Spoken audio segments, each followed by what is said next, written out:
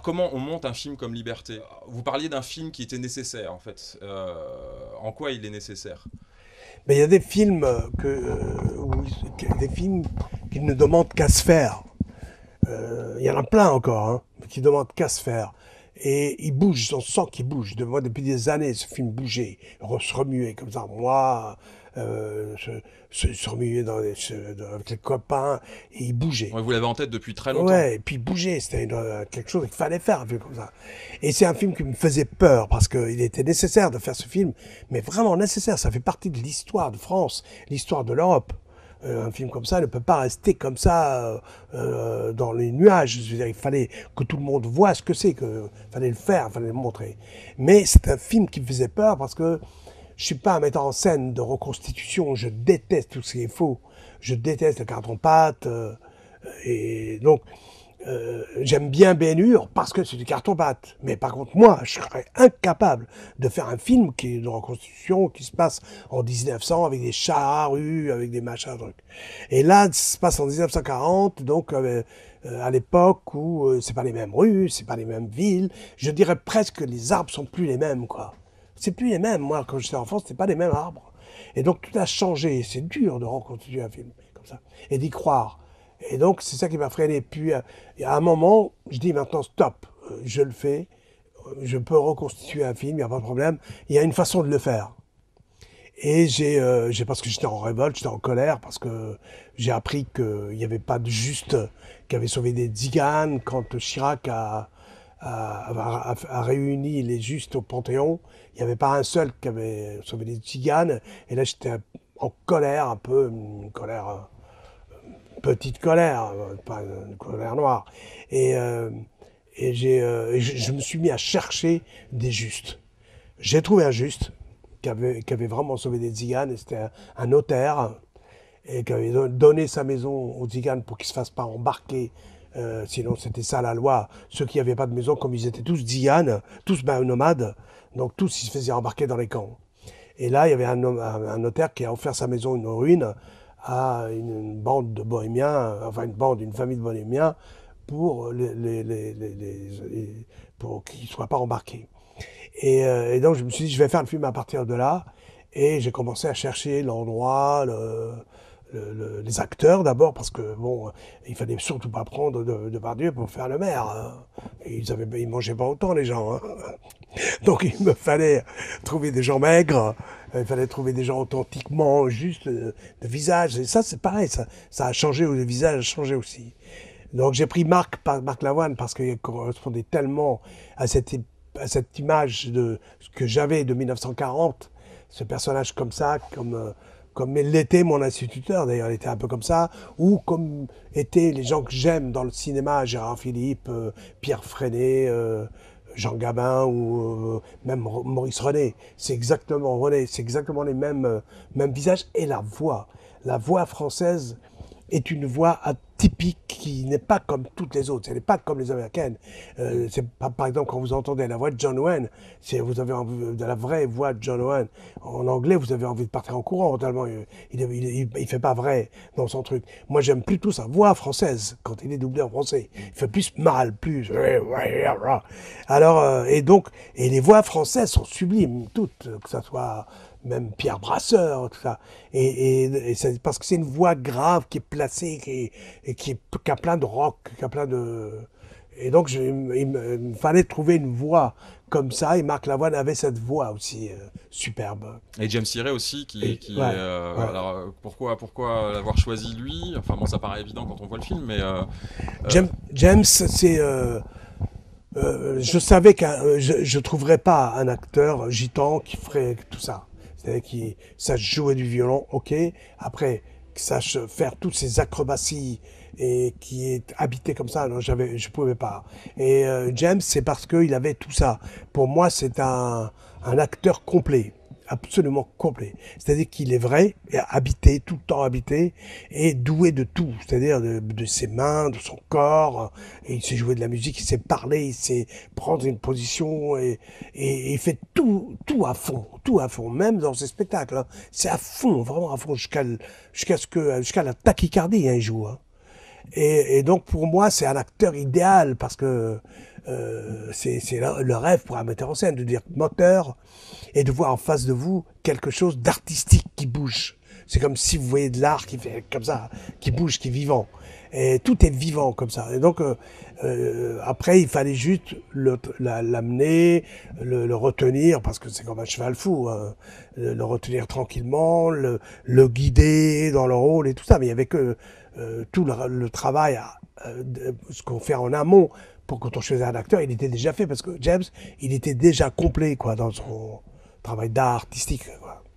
Vous aviez, pour revenir aux origines du film, vous avez cherché donc à rencontrer en fait, des tziganes qui ont été témoins justement de cette époque et vous êtes confronté en fait à un mur.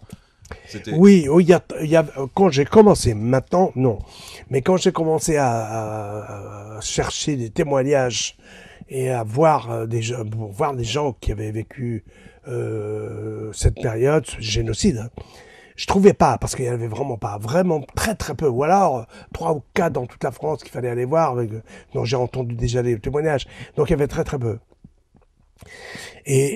Donc j'ai fait dans le film, je me suis dit je vais prendre le point de vue des non-gitans et pas des gitans, parce que comme il n'y avait pas beaucoup de témoignages, les gitans étaient le symbole de la persécution, mais cette persécution vient parce qu'il y a des sédentaires.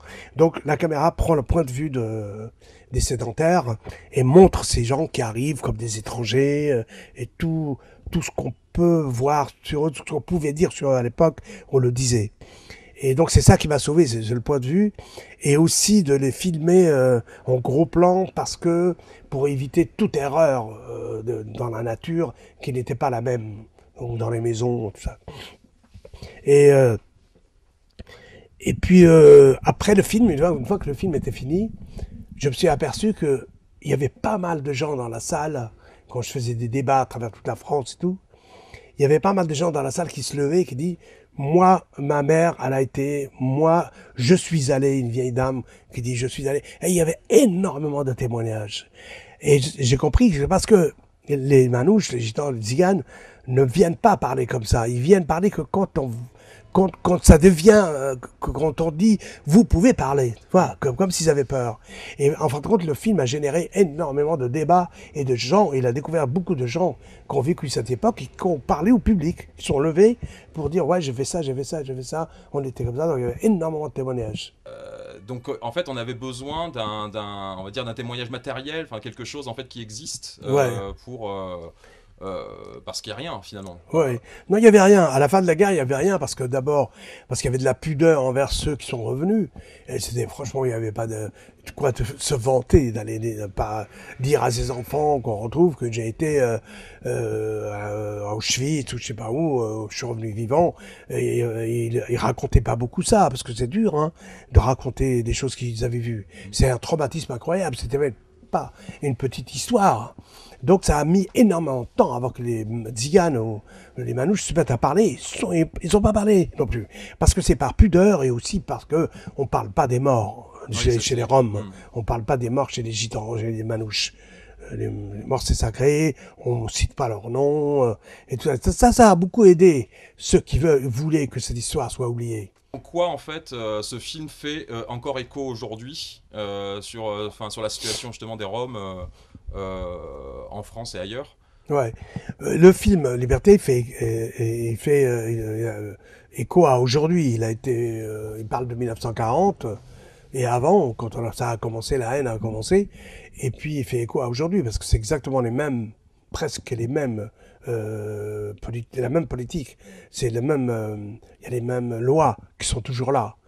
Il y a le carnet toujours, ils ont toujours le carnet nomade en France, alors qu'à l'époque, en 1940 et avant, le carnet anthropométrique a été instauré en 1912, et c'est un truc, une chose abominable ce que la loi a fait. Contre les manouches à cette époque, avec ce carnet anthropométrique, qui était comme pire que s'ils étaient des tueurs tous. Parce qu'il fallait les ficher, ils étaient fichés, ils étaient fichés, à chaque agglomération, ils étaient fichés. D'une mairie à une autre, ils étaient fichés. Fichés, ils étaient obligés de mettre des tampons, aller à la mairie. Enfin bref, c'était, après quand la guerre a commencé, c'était très simple de voir où ils étaient, de les pister. Et cette loi existe toujours, parce que le carnet nomade, les manouches l'ont toujours. C'est pas le même, mais il s'appelle carnet nomade et ils sont aussi fichés pareil. Donc, ça n'a pas beaucoup changé dans la mentalité politique, je parle. Où ça a changé, je pense, c'est plus il y a 30 ans. Depuis 30 ans, c'est dans la mentalité des jeunes. Les jeunes ont beaucoup appris par rapport envers cette population, parce que les jeunes tout de suite sont intéressés à la musique. Et la musique a fait énormément de choses depuis 30 ans, et on a fait des concerts, on a fait des festivals du musique du monde où la musique tzigane était là. On a fait connaître la musique tzigane, la musique manouche maintenant, la musique, toute la musique world, mais de la musique world faisait partie de la musique tzigane. Et donc ça a fait beaucoup. Quand les jeunes ont été dans les concerts, qu'ils voyaient ces musiciens jouer, ils voyaient bien qu'ils n'avaient pas affaire à des monstres, quoi. Que les monstres ne jouent pas de la musique comme ça. Donc vous avez espoir, en fait, les choses vont évoluer avec les jeunes, pour moi. Avec les jeunes. Ah oui, je suis sûr. Les gens qui ont vu Gadjo Dilo, il y en avait, je pense, il y avait 700 000 à peu près qui avaient vu Gadjo Dilo quand il est sorti. Et après, ils l'ont vu à la télévision, Arte, Canal, partout. Enfin, il est passé, je pense qu'en France, il y a à peu près 5 millions de gens qui l'ont vu. Avec toutes les télés qui passent, hein, et tout ça. Hein. Et donc, quand je vais dans les festivals, il y a des fois une dame de 40 ans, 45 ans, qui vient et qui me dit « Bonjour, je vais Gadjo Dilo, et voilà, je vous présente ma fille, elle adore Gadjo Dilo aussi. » Et donc, ça, cette dame-là, il y a 15 ans, donc elle avait, je sais pas combien, elle devait avoir 20 ans et quelques. Et aujourd'hui, à 50, à 25, je sais pas, après 45 ou 50, et sa fille, elle lui a montré son Gadjo Dilo et elle adore Gadjo Dilo. Donc, ça fait partie de ces gens qui ont aujourd'hui connaissent les tziganes et aiment les tziganes. Hein. Et donc, je dirais que on a beaucoup travaillé avec la musique pour faire comprendre à toutes les populations d'Europe qui étaient les gitans. Bah merci beaucoup Tony Gatliff pour cette interview. Bah merci à vous dans cet univers de films. Mais ça doit être génial quand même vivre dans un univers avec autant de films, parce que moi je crois beaucoup au symbole, aux choses que dégagent même des titres de films et tout ça qui sont dedans comme ça, comme j'adore vivre à côté de ma bibliothèque ou à côté de ma discothèque, loin de mes disques. Je trouve que c'est chargé. Et un lieu comme ça, il doit être, à mon avis, très chargé de gens qui ont fait des films, de gens qui ont disparu, qui sont toujours là. Ça doit être superbe. Justement, est-ce que vous avez vu Ramsad Karim Dredi ? Oui, bien sûr. Oui. Dredi, c'est un copain. C'est un copain, ouais. Qu'est-ce que vous avez pensé de son film et de son approche que j'ai beaucoup aimé aussi. Oui. Bah, c'est très bien, c'est vraiment bien, j'aime beaucoup. C'est Karim Dredi, tout ce qui touche est très fort. Il a fait aussi des films avant. Sur l'exil aussi. Sur l'exil, Bye Bye, c'est génial. Et Karim, c'est un metteur en scène qui vibre. Ce film ne peut pas être mauvais. Il vibre, il est toujours en train de vibrer. Ouais, on a la chance aussi de le voir ici assez régulièrement. Voilà. Donc il sera content de vous avoir entendu parler.